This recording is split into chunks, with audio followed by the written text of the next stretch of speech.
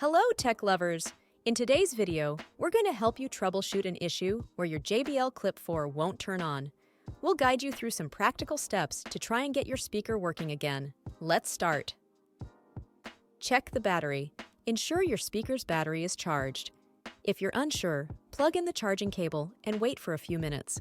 Sometimes the battery might be deeply discharged. Examine the charging cable and power adapter for any visible damage.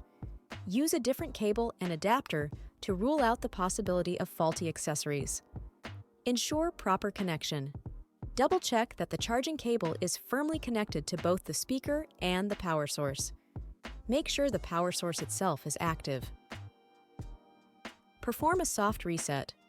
Press and hold the plus and Bluetooth buttons for about 10-15 seconds. Release the button and then press it again to see if the speaker turns on. Disconnect and reconnect.